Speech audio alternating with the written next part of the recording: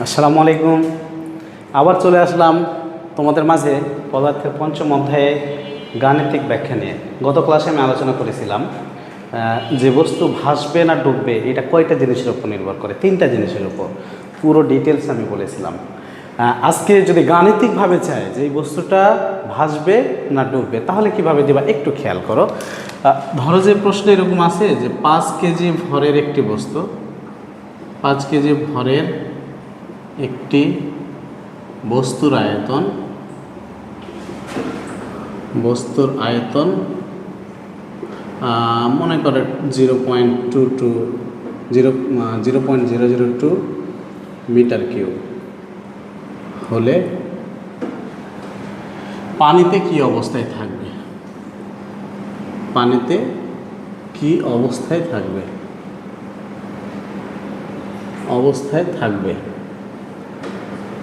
তার মানে বস্তুটার পানিতে কি অবস্থায় থাকবে বলতে এখানে তরল হিসাবে কি আছে? পানি আছে। একটু খেয়াল করো, যদি গ্লিসারিনে থাকতো তাহলে এক রকমের হতো, যদি কেরোসিনে থাকতো বা পারদে বা অন্যান্য জায়গায় তাহলে তরলের ওই ঘনত্বের মানটা নিয়ে বিবেচনা করতাম। যাই হোক, বস্তু ভাসবে না ডুববে এটা নির্ভর করে তিনটা জিনিসের উপর। কি কি? এটা কিন্তু মাথাতে থাকা লাগবে অল টাইম তোমার জন্য। তো নাম্বার 1, ঘনত্বের উপর ভিত্তি করে বস্তুর ভাসন এবং নিমজ্জন নির্ণয় করা যাবে। নাম্বার 2, বস্তুর নিম্নমুখী এবং ঊর্ধ্বমুখী বলের উপর ভিত্তি করে আমরা নির্ণয় করতে পারবো, এটা 2 নাম্বার। 3 নাম্বার, বস্তুর ওজন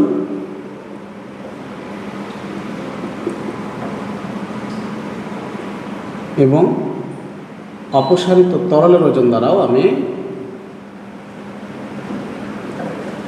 অপসারিত তরলের ওজন দ্বারা বস্তুর ভাসন এবং নিমজ্জন নির্ণয় করতে পারবো। প্রিয় ছাত্রছাত্রীরা একটু খেয়াল করো, ভিডিওটা যদি মনোযোগ দাও তাহলে এই টাইপের অঙ্কের আর কোনো প্রবলেম হবে না। আমি একটা অঙ্ক করাবো 3 নিয়মে, আশা করা যায় তোমরা বই গাইডগুলো খুললেই দেখবা যে অনেক এই নিয়মের অঙ্ক আছে। এই অঙ্কগুলা বিভিন্নভাবে পড়ে পরীক্ষায়, কিন্তু একটা অঙ্ক যদি মনোযোগ দাও আশা করা যায় বাকিগুলা একটা আর তোমার সমস্যা হওয়ার কথা নয়। তো এই অঙ্কটা হচ্ছে 5 কেজি ভরের একটি বস্তুর আয়তন। তাহলে এইটা একটা বস্তু, খেয়াল করো, এটা একটা বস্তু যার ভর হচ্ছে 5 কেজি। তাহলে বস্তুটা আমি পানিতে, তরল হিসাবে এখানে কি দিয়েছে? পানিতে আমি ছেড়ে দিলাম। তাহলে বস্তুটা ভাসবে না ডুববে? অ্যাট ফার্স্ট আমি এই নিয়মে যদি যাই যে ঘনত্ব, আমাকে তো বলেনি যে ঘনত্বের নিয়মে দেখাও বা বলের নিয়মে দেখাও অথবা বস্তুর ওজনের উপর ভিত্তি করে, তাহলে আমি আমার এই 3টা অস্ত্রে কাজে লাগাতে পারি। যেইটা আমার কাছে সহজ মনে হবে সেই নিয়মে আমি যেতে পারি। তোমাদের 3টাই আমি ব্যাখ্যা করে দিচ্ছি। নাম্বার 1, এই ঘনত্ব রিলেটেড যদি হয় তাহলে ঘনত্ব 2টা জিনিসের লাগবে, এই বস্তুর ঘনত্ব এবং তরলের ঘনত্ব। তাহলে তরলটা কি? পানি। পানির ঘনত্ব আমাদের মুখস্থ 1000। এখন বস্তুর ঘনত্ব যদি 1000-এর চাইতে বেশি হয় তাহলে কি হবে? ডুবে যাবে। আর যদি 1000-এর চাইতে কম হয় তাহলে ভাসবে। দেখি তো, তাহলে এখানে 1 নাম্বার সিস্টেমটা যদি আমি দেখি, নাম্বার 1টা দিয়ে যদি যাই ঘনত্বের আকারে, তাহলে ρ = m/v, এইটা একটা সূত্র আমরা জানি ঘনত্বের।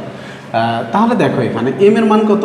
m এর মান দেওয়া আছে 5 আর v এর মান 0.002, এবং এটা যদি আমরা হিসাব করি তাহলে 2500 কেজি মিটার ইনভার্স কিউব। তাহলে দেখো তো বস্তুর ঘনত্ব কত হচ্ছে? 2500, কিন্তু এই তরলে যেটা ডুবাবো পানি তার ঘনত্ব কত? 1000। তাহলে এটা বড় না, ইজ গ্রেটার দেন ρw, তার মানে 1000 কেজি মিটার ইনভার্স কিউব। তাহলে আমরা এখানে কি লিখব? যে অতএব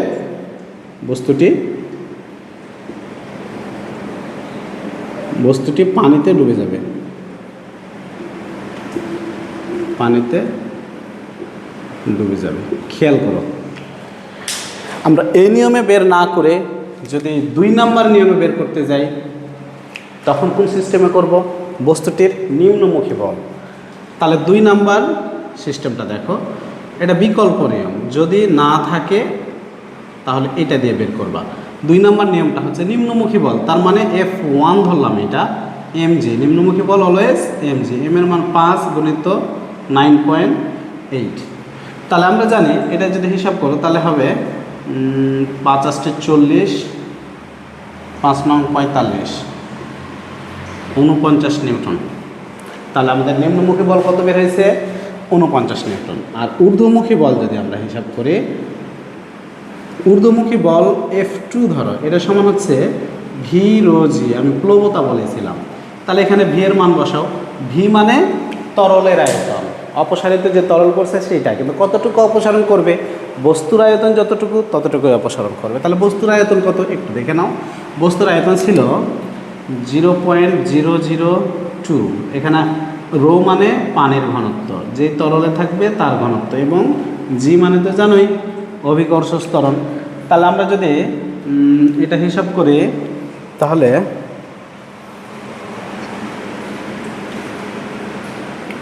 19.6 নিউটন। তাহলে একটু খেয়াল করো, আমাদের নিম্নমুখী বল কত? 49, আর ঊর্ধ্বমুখী বল 19। তাহলে F1 is greater than F2, এই কারণে এইটা ডুবে যাবে। অর্থাৎ নিম্নমুখী বল, এই নিচের দিকে যে বল প্রয়োগ করছে সেটা হচ্ছে 49 নিউটন, আর এই তরল তাকে উপর দিকে বল প্রয়োগ করছে 19.6 নিউটন। তাহলে যেহেতু নিম্নমুখী বল বেশি, এই কারণে বস্তুটি ডুবে যাবে। এখন এইদিকে একটু খেয়াল করো, যদি আমি এই নিয়মে যাই, এই 3 নম্বর নিয়মে যদি যাই, তাহলে একটু দেখো যে বস্তুর ওজন এবং অপসারিত তরলের ওজন, এইটা কীভাবে বের করব। তাহলে 3 নম্বর নিয়মে আমি গেলে, বস্তুর ওজন হচ্ছে W1 সমান হচ্ছে mg, এটা আমরা অলরেডি ওই নিম্নমুখী বল থেকে বের করেছি 49 নিউটন। আবার W2 হচ্ছে অপসারিত, W2 এ পরে আসে, আগে আমাদের অপসারিত পানির তরল বলতে পানির ভর বের করতে হবে। আর ভরের আমরা জানি যে রো ইকুয়াল m/v, তাহলে m ইকুয়াল কত? Rho V. তাহলে এর মানটা আমি বসাই দিই 1000 গুণিত ভি এর মান হচ্ছে 0.002, তাহলে এটা গুণ করলে 2 কেজি বের হয়। তাহলে অপসারিত পানির এবার ওজন মানে W2 সমান হচ্ছে mg, তাহলে m এর মান 2 গুণিত g এর মান 9.8, তাহলে 9 × 2 = 18, 8 × 2 = 16, তাহলে 19.6 নিউটন। তাহলে আমাদের বস্তুর ওজন হচ্ছে এইটা, আর এটা হচ্ছে অপসারিত তরলের ওজন। তাহলে একটু খেয়াল করো, আমি বলেছিলাম যদি বস্তুর ওজন বেশি হয় তাহলে বস্তুটা নিচে ডুবে যাবে, আর যদি অপসারিত তরলের ওজন বেশি হয় তাহলে বস্তুটি উপরে উঠবে। তো যাই হোক প্রিয় বন্ধুরা, আজকে তোমাদের এই পর্যন্ত। একটু খেয়াল করো, আমাদের অপসারিত পানির ভর হচ্ছে 2 কেজি, ওজন হচ্ছে 19.6, আর বস্তুর ওজন হচ্ছে 49 নিউটন।